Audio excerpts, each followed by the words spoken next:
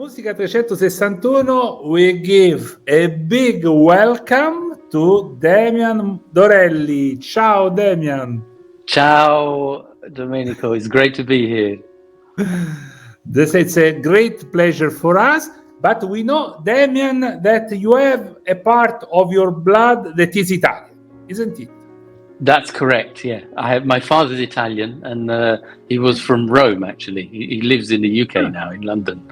But he's a definite Romano, as you would say. Okay. Are you proud of these origins or not? I'm very proud, so proud. In fact, as growing up, my nonna used to live in Rome. I still have an uncle and aunt there, but my nonna was a tremendous character. It was so impressive to see her, that I couldn't believe that was my family. You know, she was so tough. But you have to manage to move gestures, to move your hands and so on, to be a perfect Italian. I did. I used to do it more when I was little, when I couldn't speak Italian. Now I can speak a small amount of Italian, and my hands have disappeared. But when I was pretending, then I would. Exactly. Okay, but we are here, Demian, not to talk only about your Italian roots, but to talk about your last release on April the 19th. That was the album A Romance of Many Dimensions. Okay, so let's start from this title. Why A Romance of Many Dimensions? Where does it come from, this title? Well, it's an interesting one because I used a book as inspiration for the whole record. And the book's main title actually is called Flatland. And it's a book that was written in 1884, so it's quite old. It's a little dated in some respects, but fascinating in other ways. And the subtitle of the book is actually A Romance of Many Dimensions. So that's kind of the beginning of how that started. But okay, what does this book talk about? It's a really interesting one. It's a guy that is very kind of technical in the way he describes what he's about to describe, but he exists in a two-dimensional world. Which is something that's probably difficult to imagine. You know, how does anything exist in two dimensions? You can't imagine. So he proceeds to explain how that's possible. But later on in the book, he's visited by a character from a third dimension, which he didn't believe was possible. And this sphere appears and eventually takes him to another realm. And shows him the possibility of new dimensions. So I guess the book is about expanding your consciousness and discovering new dimensions that may already exist, but you didn't know about them. And how can you transpose the meaning of this book into music? So how does this happen? This conversion, this transposition? Yeah, well, I mean, obviously, I'm not a great reader, actually, believe it or not. I struggle reading, but when I do, it kind of blows me away. And a book like this managed to transport me into into another dimension in a funny way. But I guess the subtitle of the book tells you. So the underlying current is a kind of romantic journey about this idea of other spaces, other dimensions, and it's just that kind of thing that gets me excited about music. So you start imagining, and you know, how could music, express that in some way? And there are kind of many options, but I chose to focus on the sort of romantic side of this novella, and see if I could pick elements from the book that would give me ideas for the different tracks, and kind of guide what should be there and how the compositions should go. But the overriding feeling is to create a space that's maybe unexpected, but not in a technical sense, in a sort of romantic sense, if you like. Damian, which are the instrumentation that we can find in this release? I mean, there is the piano, for sure. Yeah. And so my first two records were just piano.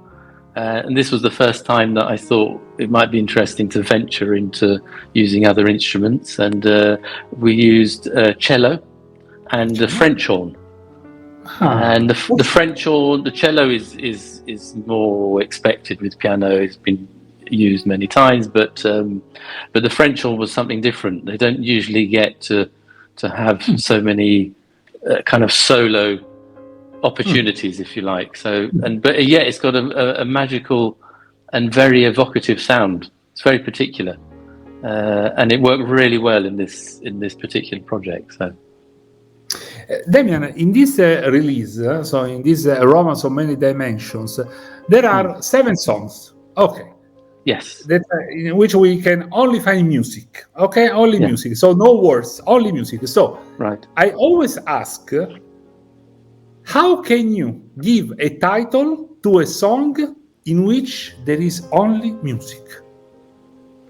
Yeah, interesting. It's good point. And even more so when it's just piano on its own. But I think what's interesting about music without words, I guess that's what you mean, is that there's not singing or something that you could directly relate to text and words, is that music in its nature is evocative. So there are certain sounds or combinations of sounds or melodies or rhythms potentially that for different people evoke different reactions. And I think from those reactions that one has, you develop ideas and mental connections, which you then translate into words and possibly titles. But with this particular project, the fact that I was using a book, there were plenty of words available, and I had to kind of find which were the ones that related most. I mean, I don't know which way round that worked, but I actually can't remember. But it was, it was this sort of synergy between the text and creating a kind of patchwork of music. But Demian, the fact that there are no words, this means that the listener can find whatever he wants in the song, because it's not directed by the words. Correct. There's only the title. If they were many times people don't even look at the title, especially if you're listening digitally. You don't really, unless you love the piece, you might go and try to remember it. But absolutely right. That's the beauty, I think, is to hear what people do with it and how the kind of feedback and what where does it take them. Demian, so we say houses, theory of three, universal color bill, stranger from Spaceland, a vision, the King Eyes, and Thoughtland. Which Correct. of these 7 is the most significant one in the album? Well, there's already come one that seems to be most popular. Okay. So let me give you 2 answers. One is the currently the most popular one, which is called A Vision. And people seem to be listening to that a lot, as I can see all the numbers on Apple and Spotify. But the one that kind of encapsulates the project mostly, I think, is The King's Eyes. Why? It starts with a 2-minute introduction of just cello and French horn. And it creates a certain space, but as the piano then comes in after 2 minutes, we move into another space, and as the piece goes on, it kind of changes shape, and at the end there's a beautiful outro, if you like, a coda that's very different to the rest of the track also. And so there's kind of a whole story that you feel goes through that particular one from beginning to the end. That I could explain it more if anyone asks, but just that journey is really interesting, and the way the instruments were used, I think. Yeah, Demian, as a last question, will you play this album live on whichever stage? I don't know. Tell us something about the live.